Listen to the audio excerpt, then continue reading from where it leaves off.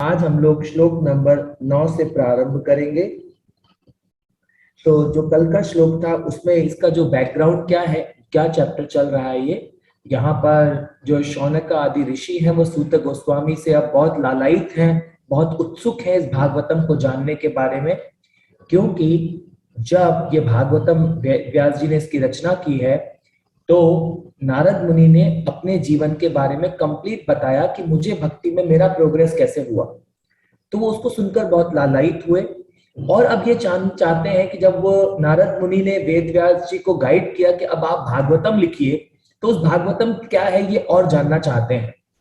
तो अब हम लोगों ने कल के श्लोक में पढ़ा था कि श्रीमद् भागवतम का संकलन कर लेने तथा उसे संशोधित करने के बाद व्यासदेव ने अपने पुत्र श्री सुखदेव गोस्वामी को पढ़ाया, जो पहले से ही आत्म साक्षात्कार में निहित थे। तो यहाँ एक इंपॉर्टेंट पॉइंट है कि जो श्रीला सुखदेव गोस्वामी हैं वो तो माँ के गर्भ से ही लिबरेटेड हैं। वो माँ के गर्भ से ही क्या है, मुक्त पुरुष हैं, मुक्त आत्मा है। और फिर भी उनको क्या है, उनके पिता ने उनको ये ज्ञान दिया है। अब इसके बाद, अब क्योंकि शौनका ऋषियों ने अब तक तो ये पढ़ा था कि इसको ज्ञान को प्राप्त करके लिबरेटेड होते हैं, तो अब उनके मन में प्रश्न आया है, शौनका आदि ऋषियों के मन में, कि अगर वो बचपन से ही लिबरेटेड थे तो उनको ये ज्ञान जानने की क्या जरूरत थी। श्रीला सुखदेव गोस्वामी को क्या जरूरत आ गई थी कि उन्होंने इतना बड़ा भागवतम समझा, फिर दुनिया को प्रचार कर रहे, क्या जरूरत आ गई है उनको। तो अब हम प्रारंभ करते हैं। अब हम लोग श्लोक नंबर 9 को पढ़ेंगे, जिसमें हमें समझ में आएगा कि उन्होंने इस ज्ञान को क्या जाना। ये ट्रांसेंडेंटल नॉलेज जो भगवान अनलिमिटेड पर्सनालिटी है वो कृष्णा, उनसे इवन लिबरेटेड आत्माएं भी कैसे अट्रैक्ट होती रहती हैं। जैसे कि जो भगवान की इंटरनल पोटेंसी है श्रीमती राधा रानी, वो भगवान की अनन्य सेवा करती हैं। सारी गोपियां भगवान की अनन्य सेवा में व्यक्त हैं। भगवान के प्योर भक्त जो उस वैकुंठ और गोलक वृंदावन धाम में जो भक्त रहते हैं, वो भगवान की अनन्य सेवा से कंटिन्यूसली भगवान के गुणगान, भगवान की सेवा में व्यस्त हैं। जो नारद मुनि हैं, उनको भगवान ने इतना सुंदर जो शरीर दे दिया है, जो ट्रांसेंडेंटल उनको बॉडी मिल गई है, वो वीणा उठाकर पूरे यूनिवर्सों में भगवान का ग्लोरिफिकेशन कर रहे हैं। तो वो कौन है, वो सुप्रीम भगवान जो आत्मरामश्च मुनियो, इसके अगले श्लोक में हम समझेंगे कि भगवान कितने ग्रेट हैं। तो हमें धीरे धीरे इस भागवतम से समझ में आता है कि भगवान कितने ग्रेट है। इवन दो लिबरेटेड जो आत्माएं होती हैं वो भी कंटिन्यूसली भगवान से अट्रैक्ट रहती हैं, क्योंकि भगवान हर चीज में अनलिमिटेड है। जैसे आज आप भगवान की एक ब्यूटी देखेंगे, थोड़ी देर बाद देखेंगे तो और भगवान सुंदर हो जाएंगे, और सुंदर हो जाएंगे, और सुंदर हो जाएंगे।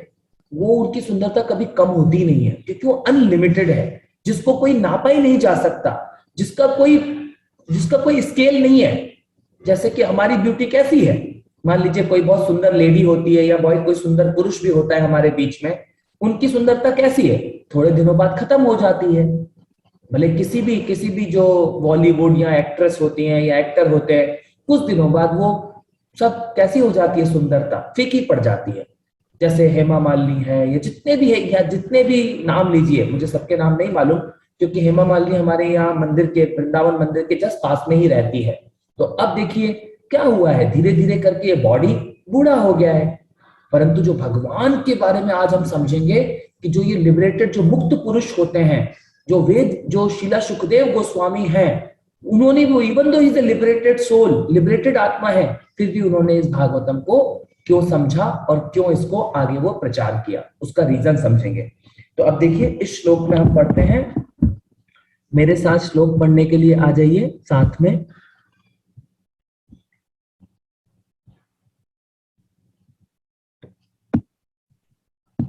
आशुतोष माता जी, सुनीता माता जी, मैंने आपको अनम्यूट किया है।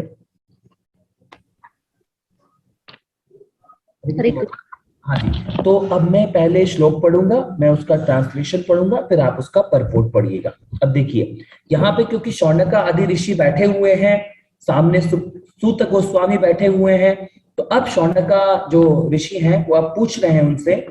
शौनक उवाचा सवै निवृत्ति निरतः सर्व सर्वत्रोपेक्षको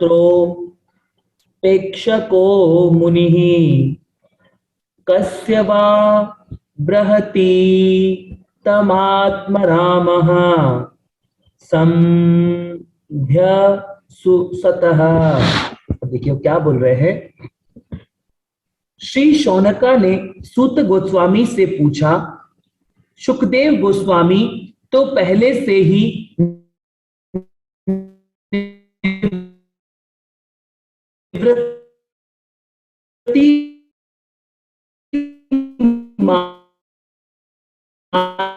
मार्ग पर कष्ट क्यों उठाया। तो जो लिबरेटेड सोल होते हैं उनको क्या जरूरत आ जाती है इस भौतिक संसार में ये सब कार्य करने की, क्योंकि वो एनीवेज वो लिबरेटेड तो है ही, वो भगवान के धाम से होते हैं, मगर वो क्या होते हैं, बहुत कंपैशनेट होते हैं। जैसे प्रभुपाद जी जब इस धरती पर आए तो ये भगवान के प्योर भक्त इस दुनिया को कैसे देखते हैं, वो इस में जितने भी ये जीव हैं उनको वो एज इट इज देखते हैं, एज इट इज मतलब इस वो भौतिक संसार को मिट्टी का संसार देखते हैं, और ये जितनी भी आंखों के सामने मशीनें चल रही हैं, पुरुष हैं और नारियां हैं, इन सबको वो कैसे परसीव करते हैं, इस पूरे भौतिक संसार को आत्मा और परमात्मा के रूप में वो इसको परसीव करते हैं। तो ये जो भगवान के प्योर भक्त होते हैं ये इस आत्माओं पे बहुत कंपैशनेट होते हैं। भले प्रभुपाद जी जैसे जब मुंबई का मंदिर बना रहे थे तो इतने सारे लोगों ने विरोध किया, इतने सारे लोगों ने इवन मंदिर को तोड़ दिया, वहां की म्युनिसिपल पार्टी आई, उन्होंने उस मंदिर को तोड़ दिया था जो मुंबई में जुहू मंदिर है, परंतु फिर भी प्रभुपाद हिम्मत नहीं हारे। इतने सारे लोग अगेंस्ट खड़े हो गए प्रभुपाद के, फिर भी वो हिम्मत नहीं हारे, क्योंकि उनका सिर्फ क्लियर गोल होता है, वो डिजायर लेस होते हैं अपने हृदय में, उनके अंदर कोई मटेरियल डिजायर नहीं होती, उनके अंदर सिर्फ एक डिजायर होती है कि मैं कृष्ण की कैसे और सेवा कर सकूं, सिर्फ वो डिजायर होती है। इवन तो वो लिबरेटेड है, वो कृष्ण के साथ हैं, क्योंकि उनको उनका रियल काम पता है कि हमें सिर्फ कृष्ण की सेवा करनी है, क्योंकि आत्मा का कॉन्स्टिट्यूशनल पोजीशन है सेवा करना। तो ये जो प्योर डिवोटीज होते हैं ये हमारे ऊपर दया करने के लिए इस भौतिक संसार में उतरते हैं, और हमको क्या करते हैं, ये हमको इस भौतिक संसार से निकलने का तरीका सिखाते हैं, क्योंकि ये ऑलरेडी डिजायरलेस हैं, इनके अंदर कोई हृदय के अंदर मटेरियल डिजायर नहीं होती है। और ये जो हमारी भक्ति की 4 परंपराएं हैं, ये कैसी परंपराएं हैं, ये डिजायरलेस परंपराएं हैं। और दुनिया में इन 4 परंपराओं के अलावा अगर हम कहीं भी इस भक्ति को सीखते हैं तो हम भगवान को कभी नहीं समझ पाएंगे। सिर्फ इन 4 परंपराएं क्या हैं, ये भगवान की प्योर परंपराएं हैं, और इसमें भगवान के जो आत्मरामा भक्त होते हैं, जो भगवान के प्योर भक्त होते हैं, जो अनन्य सेवक होते हैं भगवान के, ये परंपरा सिर्फ उन 4 भक्तों के पास है। तो जब हम इन 4 परंपराओं में, जिनको बोलते हैं श्री संप्रदाय, ब्रह्म गौड़ीय वैष्णव संप्रदाय, निम्बार्का संप्रदाय और कुमार संप्रदाय और रुद्र संप्रदाय, तो ये जो 4 परंपराएं हैं, जब इनमें हम इस डिवोशनल सर्विस को सीखते हैं तो इसमें कौन प्रचार करते हैं, भगवान के प्योर भक्त, जो क्या है वो डिजायरलेस होते हैं। तो अब हम पढ़ेंगे इसका तात्पर्य पढ़ते हैं। माता जी आप इसका तात्पर्य पढ़िए। तात्पर्य श्री प्रभुपाद जी द्वारा। श्रील प्रभुपाद जी की जय। सामान्य लोगों के लिए जीवन की चरम सिद्धि भौतिक तपों को बंद करके आत्म साक्षात्कार के पथ पर निवृत्ति मार्ग पर स्थिर होने में है। जो लोग इंद्रिय भोग में सुख पाते हैं या जो भौतिक शारीरिक कल्याण कार्य में स्थित हैं, वे कर्मी कहलाते हैं। ऐसे हजारों तथा लाखों कर्मियों में से कोई एक कर्मी आत्म साक्षात्कार द्वारा आत्माराम बन पाता है। आत्म का अर्थ है स्व तथा आराम। स्व तथा आराम का अर्थ है सुख पाना। प्रत्येक व्यक्ति उच्चतम सुख की खोज में लगा रहता है, लेकिन इस सुख का मानदंड व्यक्ति के साथ अलग अलग हो सकता है। अतएव कर्मियों द्वारा भोगा गया आदर्श सुख आत्मारामों के आदर्श सुख से भिन्न होता है। आत्माराम हर तरह से भौतिक भोग के प्रति अनमयस्क रहते हैं। श्री सुखदेव गोस्वामी ने यह अवस्था पहले ही प्राप्त कर ली थी, तो भी उन्होंने इस बृहत भागवत ग्रंथ का अध्ययन करने का कष्ट उठाया। इसका अर्थ यह है कि श्रीमद् भागवत उन आत्मारामों के लिए भी स्नातकोत्तर अध्ययन का विषय है जिन्होंने समस्त वैदिक ज्ञान का अध्ययन कर लिया हो। हरे कृष्ण प्रभु जी। हरे कृष्ण माता जी, आपका बहुत बहुत धन्यवाद। तो देखिए इसमें क्या पॉइंट आया है, इसमें हर लेवल पर जो जीव होते हैं, कई कर्मी होते हैं, कई फिर कर्मियों से ऊपर ज्ञान योगी होते हैं, और अलग अलग प्रकार के, जब हमने भगवत गीता में पढ़ा था कि कोई कर्मी योगी होते हैं, कोई ज्ञान योगी होते हैं, कोई भक्ति योगी होते हैं, इस प्रकार का सभी का एक अलग अलग लेवल होता है। कोई किस लेवल पर इस ज्ञान को समझता है। जैसे कि बहुत सारे मायावादी लोग हैं, तो उनके लिए क्या है कि सिर्फ ब्रह्मन में जाके फिक्स होना उनके लिए वो सबसे बड़ा सुख है। तो ऐसे जो ये आत्मा है, ये हर जगह सुख को ढूंढती रहती है, कहाँ मुझे सुख मिलेगा। तो क्या होता है, हर लेवल पर कई जैसे कर्मी हैं, वो इंद्रियों को सिर्फ सेटिस्फाई करने में सुखी हैं, सिर्फ इंद्रियों का उनको आराम मिल जाए, इंद्रियों से आनंद प्राप्त हो जाए, वो उसमें सुखी हैं। जो यहाँ पे हम, उनका भक्ति में कोई इंटरेस्ट नहीं है, कर्मी है वो नंबर वन कर्मी सिर्फ इस भौतिक संसार के सुखों में अपने आप को व्यस्त रखना चाहते हैं। उसके ऊपर थोड़ा जब वो बस खाना पीना इन सब कार्यों में व्यस्त हैं, ईटिंग मेटिंग स्लीपिंग डिफेंडिंग में व्यस्त हैं। इसके ऊपर कुछ लोग होते हैं जो नहीं, अब ज्ञान चाहते हैं, उनको ज्ञान में सेटिस्फेक्शन होता है। तो जैसे कि हम एग्जाम्पल समझें, जैसे कि भारत के जो राष्ट्रपति थे अब्दुल कलाम आजाद, जब उनसे पूछा गया कि आपने शादी क्यों नहीं की, तो उन्होंने बोला मुझे जीवन में टाइम ही नहीं मिला इस काम के लिए। उन्होंने ये आंसर किया था। क्यों उन्होंने ऐसा क्यों बोला? क्योंकि वो उस रिसर्च में इतने बिजी हो गए थे कि उनको उसके लिए समय नहीं मिला। तो मतलब ये जो बौद्धिक टेस्ट हैं, जो इंद्रियों का टेस्ट है, इन आंखों से एक सुंदर रूप को देखना, इन कानों से एक मेलोडियस साउंड को सुनना, इससे नाक से कुछ स्मेल करना, टंग से कुछ टेस्ट करना, और ये जो स्किन है इसको किसी सॉफ्ट चीज को टच करना, जो ये सब पूरा इंद्रिय भोग है हमारे, तो इसमें एक लेवल का टेस्ट है। और इन इंद्रियों से ऊपर उठकर कुछ क्या चाहते हैं, अब वो ज्ञान चाहते हैं, तो उनको इंटेलेक्चुअल लेवल पे कोई टेस्ट आता है। जैसे कि हमने एग्जाम्पल समझा, उन्होंने विवाह क्यों नहीं किया? विवाह करने के बाद तो सब सोचते खूब एंजॉय होगा, परंतु वो उससे और लेवल उठ के उन्होंने ज्ञान को समझा, उन्होंने रिसर्च में उलझे, तो उनको उसमें टेस्ट नहीं आया। उन्होंने कहा मैं इतना बिजी हो गया इस काम में कि मैं भूल गया कि मुझे शादी भी करनी है। तो एक और लेवल हो गया। उससे ऊपर एक और लेवल होता है, जो बड़े बड़े तपस्वी होते हैं, हिमालयों में जाके लाखों लाखों सालों तक बैठ के तपस्या करते हैं। तो इस प्रकार जब हमने भगवत गीता में पढ़ा, तो हर आत्मा क्या चाहती है, कहीं ना कहीं सुख प्राप्त करना चाहती है। परंतु जो धीरे धीरे अगर हम इसको समझें, जो ये लिबरेटेड आत्मा होते हैं, जो शीला सुखदेव गोस्वामी होते हैं या शीला प्रभुपाद हैं, ये इन सब लेवल को क्रॉस कर चुके होते हैं। इन सब जितने भी ये लेवल हैं, कर्मियों के, ज्ञानियों के, जितने भी लेवल हैं, इन सब लेवल से ऊपर होते हैं। और ये क्या होते हैं? डिजायर लेस होते हैं। इनके अंदर कौन सी डिजायर होती है? सिर्फ कृष्ण को जानने की इच्छा होती है, बस। तो ये जो भागवतम इसमें बताया गया कि जो उन्होंने क्यों, वो क्योंकि वो बचपन से ही लिबरेटेड है, माँ के गर्भ से ही, जो शीला सुखदेव गोस्वामी है वो माँ के गर्भ से ही लिबरेटेड आत्मा है। परंतु फिर भी ये जो नॉलेज है, जो भगवान की लीलाएं हैं, इस श्रीमद् भागवतम में हम क्या समझेंगे? भगवान की सुंदर लीलाएं। तो वो उन लीलाओं से वो भी अट्रैक्ट होते हैं, क्योंकि भगवान से अट्रैक्ट होना ही आत्मा का मेन काम है। और आत्मा का कोई काम ही नहीं है कि हम सिर्फ भगवान की सेवा करें।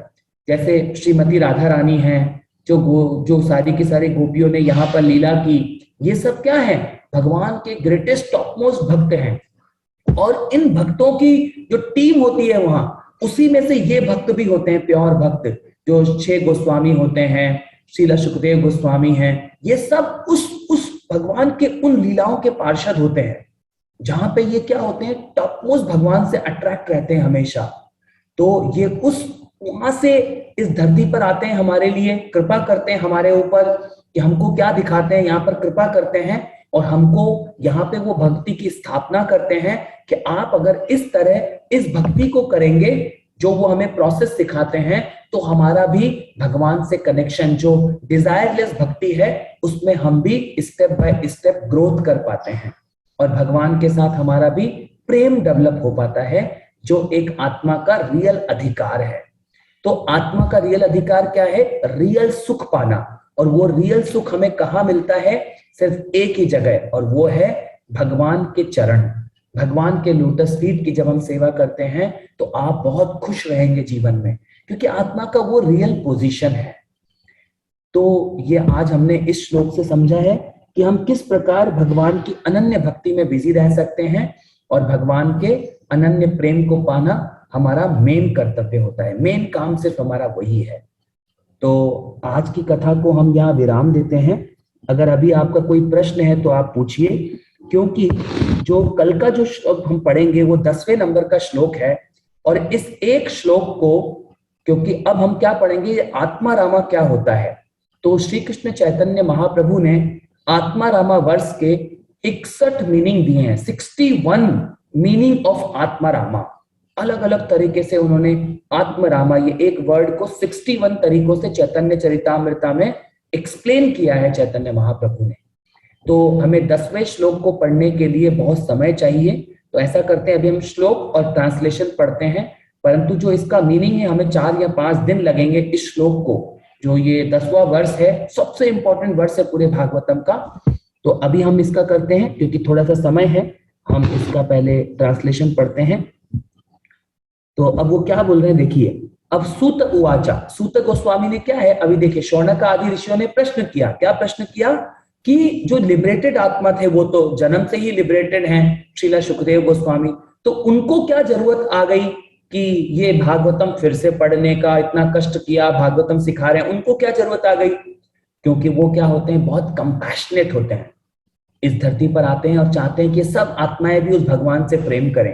ये जो इस भौतिक संसार, ये इंद्रियों के सुख में फंस गए हैं, इनको वो कैसे भी करके प्रेममयी, भगवान के प्रेममयी सेवा से अट्रैक्ट करवाना चाहते हैं।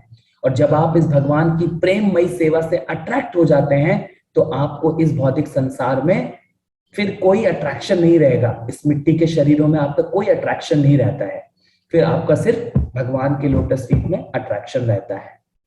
तो इसके पीछे एक बहुत सुंदर सा इंसिडेंट भी है। एक बार जो ये ब्रह्मा जी के 4 पुत्र थे, 4 कुमारास, वो तो क्या थे, चारों कुमारा क्या थे, डिजायरलेस थे। उनके मन में कोई डिजायर नहीं थी उनके मन में। परंतु जब वो वैकुंठ लोक में भगवान के दर्शन करने के लिए एंट्री कर रहे थे, तो वहां पे जो उनके डोर कीपर होते हैं भगवान के, वो थे जया और विजया। तो जया और विजया ने क्या गलती किया, उनको, जो ब्रह्मा जी के 4 पुत्र थे, उनको वहां रोक दिया। तो उन्होंने कहा, हाउ डेयर, आप मुझे क्यों रोक रहे हैं हमको, हम तो डिजायरलेस हैं, हमारी तो सिर्फ इच्छा ही भगवान है और हम एंट्री कर रहे हैं, आप क्यों रोक रहे हैं? तो आप क्या है, जो जया, ये भी भगवान की एक लीला थी। जया विजया को यहाँ पे भगवान के लिए आकर अलग अलग रूपों में, हिरण्यकश्यप, वही जया और विजया हिरण्याक्ष और हिरण्यकश्यपों के रूप में आए, और फर्दर उन्होंने बहुत 3 ऐसे जन्म लिए और उन्होंने भगवान के साथ युद्ध किया। वो भगवान की एक लीला थी। भगवान ने उस समय उनके मन में एक इच्छा प्रकट की, उन्होंने क्या किया, उन 4 कुमारों को रोक दिया था।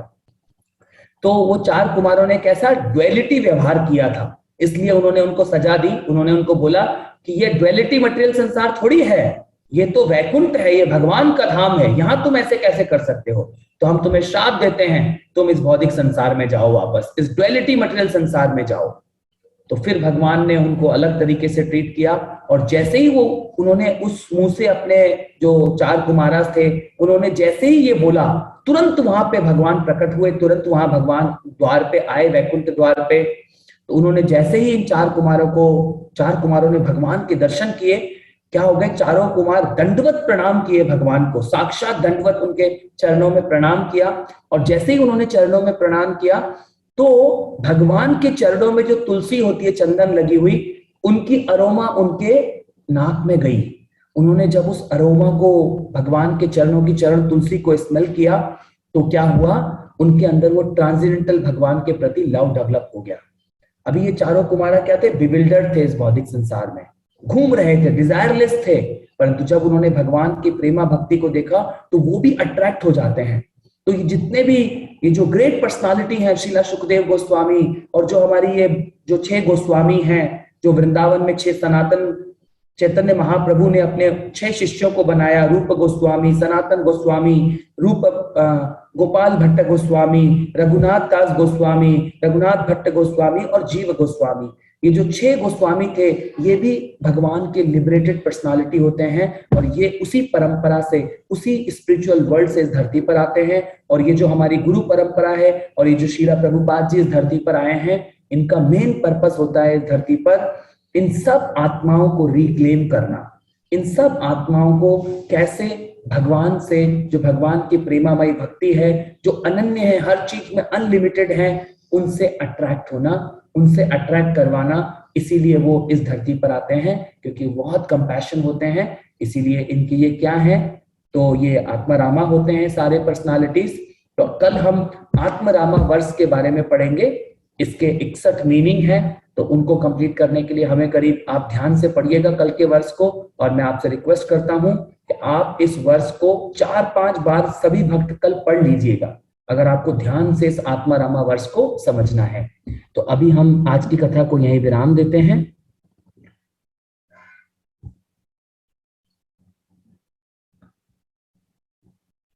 और किसी का कोई प्रश्न है तो आप पूछ लीजिए, किसी का कोई प्रश्न है तो पूछ लीजिए। मैंने आपको अनम्यूट कर दिया है। जय श्री गौतम प्रभुपाद की जय। Welcome all of you for today's Srimad Bhagavatam session. We are discussing from first canto, chapter 7. Title of the chapter is Drona पुत्र को दंड। और हमने इसमें श्लोक नंबर 8 तक पढ़ लिया था।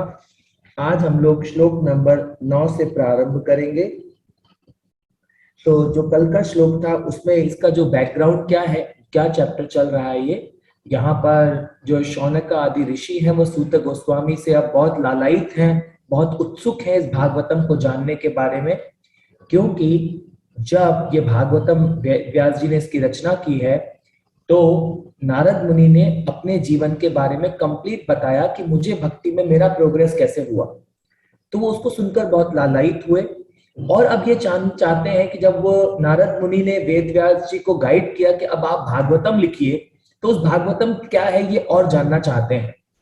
तो अब हम लोगों ने कल के श्लोक में पढ़ा था कि श्रीमद् भागवतम का संकलन कर लेने तथा उसे संशोधित करने के बाद व्यासदेव ने अपने पुत्र श्री सुखदेव गोस्वामी को पढ़ाया, जो पहले से ही आत्म साक्षात्कार में निहित थे।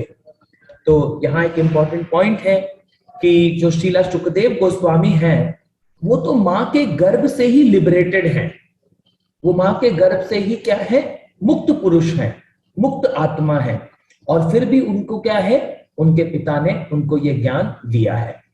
अब इसके बाद, अब क्योंकि शौनका ऋषियों ने अब तक तो ये पढ़ा था कि इसको ज्ञान को प्राप्त करके लिबरेटेड होते हैं, तो अब उनके मन में प्रश्न आया है, शौनका आदि ऋषियों के मन में, कि अगर वो बचपन से ही लिबरेटेड थे तो उनको ये ज्ञान जानने की क्या जरूरत थी। श्रीला सुखदेव गोस्वामी को क्या जरूरत आ गई थी कि उन्होंने इतना बड़ा भागवतम समझा, फिर दुनिया को प्रचार कर रहे, क्या जरूरत आ गई है उनको। तो अब हम प्रारंभ करते हैं। अब हम लोग श्लोक नंबर 9 को पढ़ेंगे, जिसमें हमें समझ में आएगा कि उन्होंने इस ज्ञान को क्या जाना। ये ट्रांसेंडेंटल नॉलेज जो भगवान अनलिमिटेड पर्सनालिटी है वो कृष्णा, उनसे इवन लिबरेटेड आत्माएं भी कैसे अट्रैक्ट होती रहती हैं। जैसे कि जो भगवान की इंटरनल पोटेंसी है श्रीमती राधा रानी, वो भगवान की अनन्य सेवा करती हैं। सारी गोपियां भगवान की अनन्य सेवा में व्यक्त हैं। भगवान के प्योर भक्त जो उस वैकुंठ और गोलक वृंदावन धाम में जो भक्त रहते हैं, वो भगवान की अनन्य सेवा से कंटिन्यूसली भगवान के गुणगान, भगवान की सेवा में व्यस्त हैं। जो नारद मुनि हैं, उनको भगवान ने इतना सुंदर जो शरीर दे दिया है, जो ट्रांसेंडेंटल उनको बॉडी मिल गई है, वो वीणा उठाकर पूरे यूनिवर्सों में भगवान का ग्लोरिफिकेशन कर रहे हैं। तो वो कौन है, वो सुप्रीम भगवान जो आत्मरामश्च मुनयो, इसके अगले श्लोक में हम समझेंगे कि भगवान कितने ग्रेट हैं। तो हमें धीरे धीरे इस भागवतम से समझ में आता है कि भगवान कितने ग्रेट है। इवन दो लिबरेटेड जो आत्माएं होती हैं वो भी कंटिन्यूसली भगवान से अट्रैक्ट रहती हैं, क्योंकि भगवान हर चीज में अनलिमिटेड है। जैसे आज आप भगवान की एक ब्यूटी देखेंगे, थोड़ी देर बाद देखेंगे तो और भगवान सुंदर हो जाएंगे, और सुंदर हो जाएंगे, और सुंदर हो जाएंगे। वो उनकी सुंदरता कभी कम होती नहीं है, क्योंकि वो अनलिमिटेड है, जिसको कोई नापा ही नहीं जा सकता, जिसका कोई स्केल नहीं है।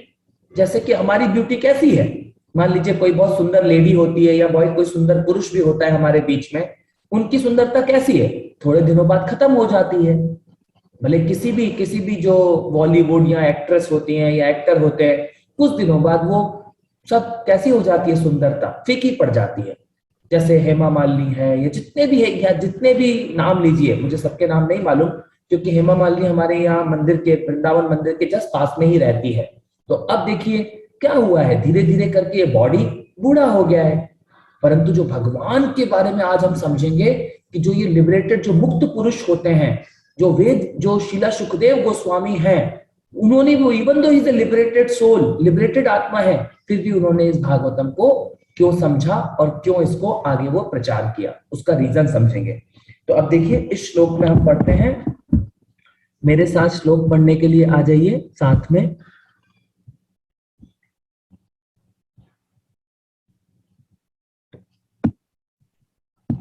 आशुतोष माता जी, सुनीता माता जी, मैंने आपको अनम्यूट किया है।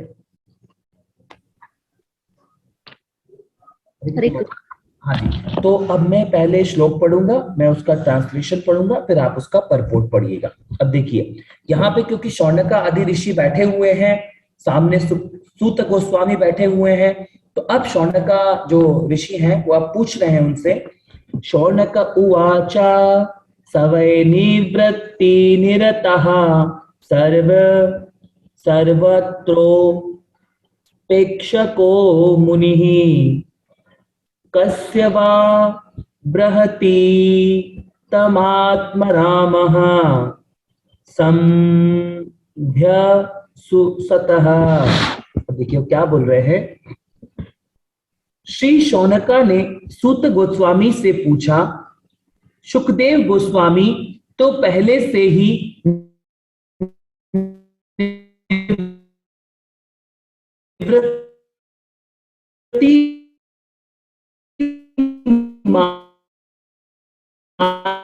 मार्ग पर कष्ट क्यों उठाया। तो जो लिबरेटेड सोल होते हैं उनको क्या जरूरत आ जाती है इस भौतिक संसार में ये सब कार्य करने की, क्योंकि वो एनीवेज वो लिबरेटेड तो है ही, वो भगवान के धाम से होते हैं, मगर वो क्या होते हैं, बहुत कंपैशनेट होते हैं। जैसे प्रभुपाद जी जब इस धरती पर आए तो ये भगवान के प्योर भक्त इस दुनिया को कैसे देखते हैं, वो इस में जितने भी ये जीव हैं उनको वो एज इट इज देखते हैं, एज इट इज मतलब इस वो भौतिक संसार को मिट्टी का संसार देखते हैं, और ये जितनी भी आंखों के सामने मशीनें चल रही हैं, पुरुष हैं और नारियां हैं, इन सबको वो कैसे परसीव करते हैं, इस पूरे भौतिक संसार को आत्मा और परमात्मा के रूप में वो इसको परसीव करते हैं। तो ये जो भगवान के प्योर भक्त होते हैं ये इस आत्माओं पे बहुत कंपैशनेट होते हैं। भले प्रभुपाद जी जैसे जब मुंबई का मंदिर बना रहे थे तो इतने सारे लोगों ने विरोध किया, इतने सारे लोगों ने इवन मंदिर को तोड़ दिया, वहां की म्युनिसिपल पार्टी आई, उन्होंने उस मंदिर को तोड़ दिया था जो मुंबई में जुहू मंदिर है, परंतु फिर भी प्रभुपाद हिम्मत नहीं हारे। इतने सारे लोग अगेंस्ट खड़े हो गए प्रभुपाद के, फिर भी वो हिम्मत नहीं हारे, क्योंकि उनका सिर्फ क्लियर गोल होता है, वो डिजायर लेस होते हैं अपने हृदय में, उनके अंदर कोई मटेरियल डिजायर नहीं होती, उनके अंदर सिर्फ एक डिजायर होती है कि मैं कृष्ण की कैसे और सेवा कर सकूं, सिर्फ वो डिजायर होती है। इवन तो वो लिबरेटेड है, वो कृष्ण के साथ हैं, क्योंकि उनको उनका रियल काम पता है कि हमें सिर्फ कृष्ण की सेवा करनी है, क्योंकि आत्मा का कॉन्स्टिट्यूशनल पोजीशन है सेवा करना। तो ये जो प्योर डिवोटीज होते हैं ये हमारे ऊपर दया करने के लिए इस भौतिक संसार में उतरते हैं, और हमको क्या करते हैं, ये हमको इस भौतिक संसार से निकलने का तरीका सिखाते हैं, क्योंकि ये ऑलरेडी डिजायरलेस हैं, इनके अंदर कोई हृदय के अंदर मटेरियल डिजायर नहीं होती है। और ये जो हमारी भक्ति की 4 परंपराएं हैं, ये कैसी परंपराएं हैं, ये डिजायरलेस परंपराएं हैं। और दुनिया में इन 4 परंपराओं के अलावा अगर हम कहीं भी इस भक्ति को सीखते हैं तो हम भगवान को कभी नहीं समझ पाएंगे। सिर्फ इन 4 परंपराएं क्या हैं, ये भगवान की प्योर परंपराएं हैं, और इसमें भगवान के जो आत्म रामा भक्त होते हैं, जो भगवान के प्योर भक्त होते हैं, जो अनन्य सेवक होते हैं भगवान के, ये परंपरा सिर्फ उन 4 भक्तों के पास है। तो जब हम इन 4 परंपराओं में, जिनको बोलते हैं श्री संप्रदाय, ब्रह्म गौड़ीय वैष्णव संप्रदाय, निम्बार्का संप्रदाय और कुमार संप्रदाय और रुद्र संप्रदाय, तो ये जो 4 परंपराएं हैं, जब इनमें हम इस डिवोशनल सर्विस को सीखते हैं, तो इसमें कौन प्रचार करते हैं? भगवान के प्योर भक्त, जो क्या है, वो डिजायरलेस होते हैं। तो अब हम पढ़ेंगे इसका तात्पर्य पढ़ते हैं। माता जी, आप इसका तात्पर्य पढ़िए। तात्पर्य श्री प्रभुपाद जी द्वारा। श्रील प्रभुपाद जी की जय। सामान्य लोगों के लिए जीवन की चरम सिद्धि भौतिक तपों को बंद करके आत्म साक्षात्कार के पथ पर निवृत्ति मार्ग पर स्थिर होने में है। जो लोग इंद्रिय भोग में सुख पाते हैं या जो भौतिक शारीरिक कल्याण कार्य में स्थित हैं, वे कर्मी कहलाते हैं। ऐसे हजारों तथा लाखों कर्मियों में से कोई एक कर्मी आत्म साक्षात्कार द्वारा आत्माराम बन पाता है। आत्म का अर्थ है स्व तथा आराम। स्व तथा आराम का अर्थ है सुख पाना। प्रत्येक व्यक्ति उच्चतम सुख की खोज में लगा रहता है, लेकिन इस सुख का मानदंड व्यक्ति व्यक्ति के साथ अलग अलग हो सकता है। अतएव कर्मियों द्वारा भोगा गया आदर्श सुख आत्मा रामों के आदर्श सुख से भिन्न होता है। आत्मा राम हर तरह से भौतिक भोग के प्रति अनमयस्क रहते हैं। श्री सुखदेव गोस्वामी ने यह अवस्था पहले ही प्राप्त कर ली थी, तो भी उन्होंने इस बृहत भागवत ग्रंथ का अध्ययन करने का कष्ट उठाया। इसका अर्थ यह है कि श्रीमद् भागवत उन आत्मा रामों के लिए भी स्नातकोत्तर अध्ययन का विषय है, जिन्होंने समस्त वैदिक ज्ञान का अध्ययन कर लिया हो। हरे कृष्ण प्रभु जी। हरे कृष्ण माता जी, आपका बहुत बहुत धन्यवाद। तो देखिए इसमें क्या पॉइंट आया है, इसमें हर लेवल पर जो जीव होते हैं, कई कर्मी होते हैं, कई फिर कर्मियों से ऊपर ज्ञान योगी होते हैं, और अलग अलग प्रकार के, जब हमने भगवत गीता में पढ़ा था कि कोई कर्मी योगी होते हैं, कोई ज्ञान योगी होते हैं, कोई भक्ति योगी होते हैं, इस प्रकार का सभी का एक अलग अलग लेवल होता है। कोई किस लेवल पर इस ज्ञान को समझता है। जैसे कि बहुत सारे मायावादी लोग हैं, तो उनके लिए क्या है कि सिर्फ ब्रह्मन में जाके फिक्स होना उनके लिए वो सबसे बड़ा सुख है। तो ऐसे जो ये आत्मा है, ये हर जगह सुख को ढूंढती रहती है, कहाँ मुझे सुख मिलेगा। तो क्या होता है, हर लेवल पर कई जैसे कर्मी हैं, वो इंद्रियों को सिर्फ सेटिस्फाई करने में सुखी हैं, सिर्फ इंद्रियों का उनको आराम मिल जाए, इंद्रियों से आनंद प्राप्त हो जाए, वो उसमें सुखी हैं। जो यहाँ पे हम, उनका भक्ति में कोई इंटरेस्ट नहीं है, कर्मी है वो नंबर वन कर्मी सिर्फ इस भौतिक संसार के सुखों में अपने आप को व्यस्त रखना चाहते हैं।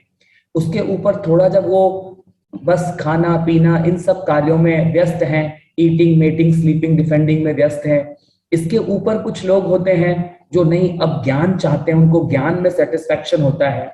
तो जैसे कि हम एग्जाम्पल समझें, जैसे कि भारत के जो राष्ट्रपति थे अब्दुल कलाम आजाद, जब उनसे पूछा गया कि आपने शादी क्यों नहीं की, तो उन्होंने बोला मुझे जीवन में टाइम ही नहीं मिला इस काम के लिए। उन्होंने ये आंसर किया था।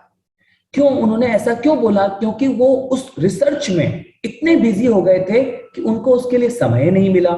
तो मतलब ये जो बौद्धिक टेस्ट हैं, जो इंद्रियों का टेस्ट है, इन आंखों से एक सुंदर रूप को देखना, इन कानों से एक मेलोडियस साउंड को सुनना, इससे नाक से कुछ स्मेल करना, टंग से कुछ टेस्ट करना, और ये जो स्किन है इसको किसी सॉफ्ट चीज को टच करना, जो ये सब पूरा इंद्रिय भोग है हमारे, तो इसमें एक लेवल का टेस्ट है।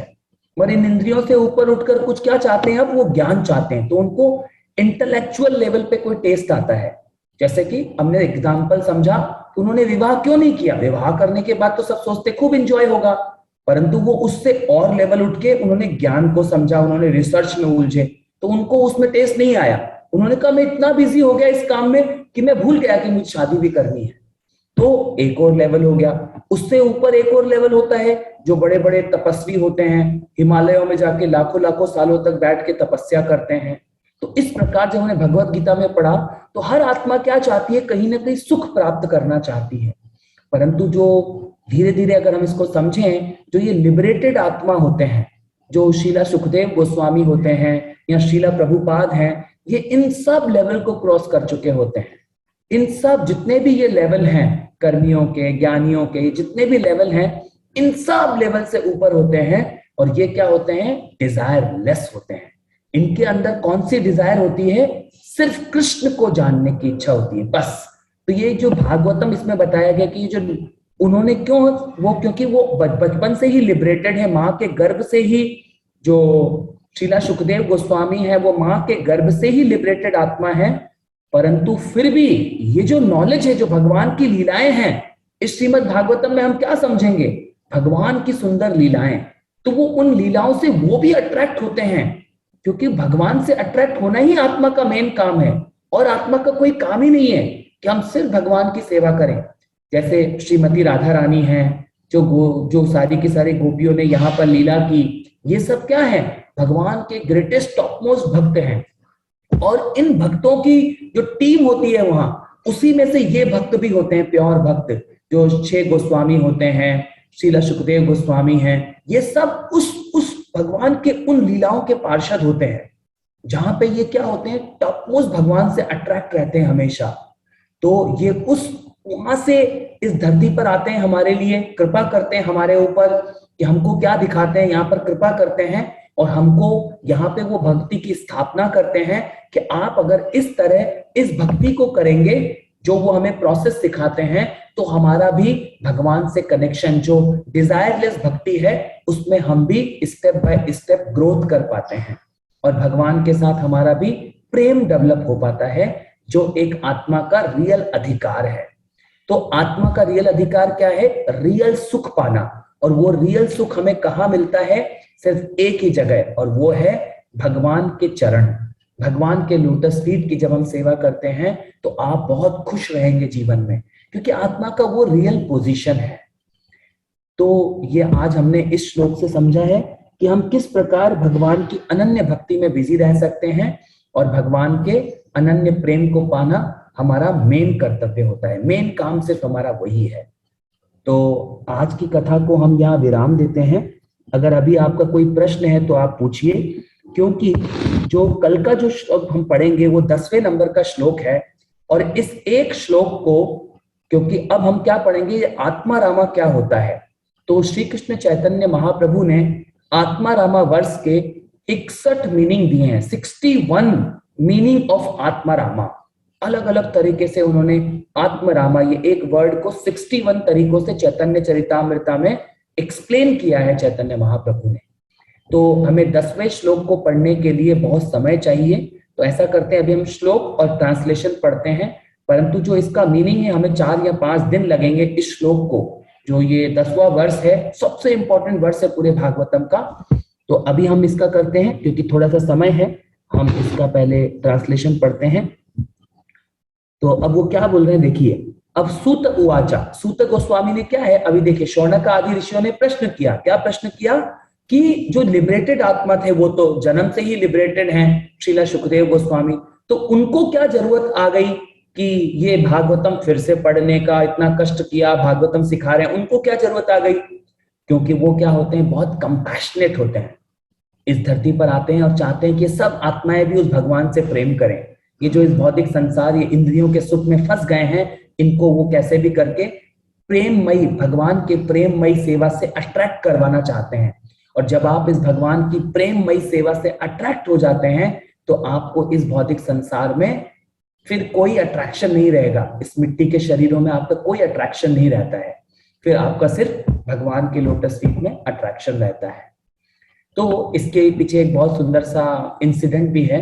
एक बार जो ये ब्रह्मा जी के 4 पुत्र थे, 4 कुमारास, वो तो क्या थे, चारों कुमारा क्या थे, डिजायरलेस थे। उनके मन में कोई डिजायर नहीं थी उनके मन में। परंतु जब वो वैकुंठ लोक में भगवान के दर्शन करने के लिए एंट्री कर रहे थे, तो वहां पे जो उनके डोर कीपर होते हैं भगवान के, वो थे जया और विजया। तो जया और विजया ने क्या गलती किया, उनको, जो ब्रह्मा जी के 4 पुत्र थे, उनको वहां रोक दिया। तो उन्होंने कहा, हाउ डेयर, आप मुझे क्यों रोक रहे हैं हमको, हम तो डिजायरलेस हैं, हमारी तो सिर्फ इच्छा ही भगवान है और हम एंट्री कर रहे हैं, आप क्यों रोक रहे हैं? तो आप क्या है, जो जया, ये भी भगवान की एक लीला थी। जया विजय को यहाँ पे भगवान के लिए आकर अलग अलग रूपों में, हिरण्यकश्यप, वही जया और विजया हिरण्याक्ष और हिरण्यकश्यपु के रूप में आए, और फर्दर उन्होंने बहुत 3 ऐसे जन्म लिए और उन्होंने भगवान के साथ युद्ध किया। वो भगवान की एक लीला थी। भगवान ने उस समय उनके मन में एक इच्छा प्रकट की। उन्होंने क्या किया, उन 4 कुमारों को रोक दिया था। तो वो 4 कुमारों ने कैसा ड्युअलिटी व्यवहार किया था, इसलिए उन्होंने उनको सजा दी। उन्होंने उनको बोला कि ये ड्युअलिटी मटेरियल संसार थोड़ी है, ये तो वैकुंठ है, ये भगवान का धाम है, यहां तुम ऐसे कैसे कर सकते हो, तो हम तुम्हें श्राप देते हैं, तुम इस भौतिक संसार में जाओ, वापस इस ड्युअलिटी मटेरियल संसार में जाओ। तो फिर भगवान ने उनको अलग तरीके से ट्रीट किया, और जैसे ही वो, उन्होंने उस मुंह से, अपने जो 4 कुमारास थे, उन्होंने जैसे ही ये बोला, तुरंत वहां पे भगवान प्रकट हुए, तुरंत वहां भगवान द्वार पे आए, वैकुंठ द्वार पे। तो उन्होंने जैसे ही इन 4 कुमारों ने भगवान के दर्शन किए, क्या हो गए, चारों कुमार दंडवत प्रणाम किए भगवान को, साक्षात दंडवत उनके चरणों में प्रणाम किया। और जैसे ही उन्होंने चरणों में प्रणाम किया, तो भगवान के चरणों में जो तुलसी होती है, चंदन लगी हुई, उनकी अरोमा उनके नाक में गई। उन्होंने जब उस अरोमा को, भगवान के चरणों की चरण तुलसी को स्मेल किया, तो क्या हुआ, उनके अंदर वो ट्रांसेंडेंटल भगवान के प्रति लव डेवलप हो गया। अभी ये चारों कुमारा क्या थे, बिविल्डर्ड थे, इस भौतिक संसार में घूम रहे थे, डिजायरलेस थे, परंतु जब उन्होंने भगवान की प्रेमा भक्ति को देखा, तो वो भी अट्रैक्ट हो जाते हैं।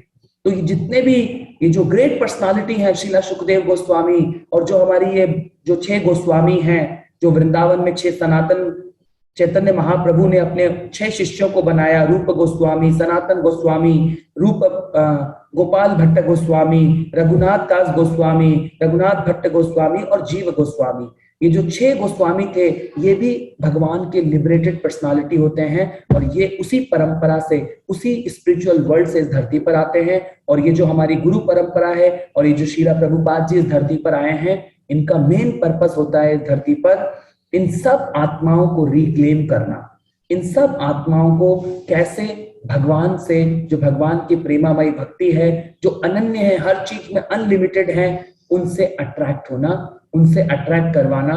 इसीलिए वो इस धरती पर आते हैं, क्योंकि बहुत कंपैशन होते हैं। इसीलिए इनकी ये क्या है, तो ये आत्मारामा होते हैं सारे पर्सनालिटीज।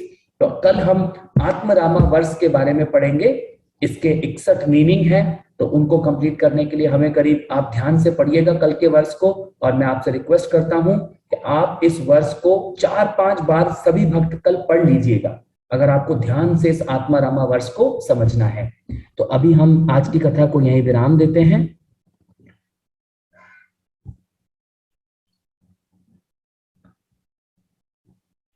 और किसी का कोई प्रश्न है तो आप पूछ लीजिए, किसी का कोई प्रश्न है तो पूछ लीजिए, मैंने आपको अनम्यूट कर दिया है।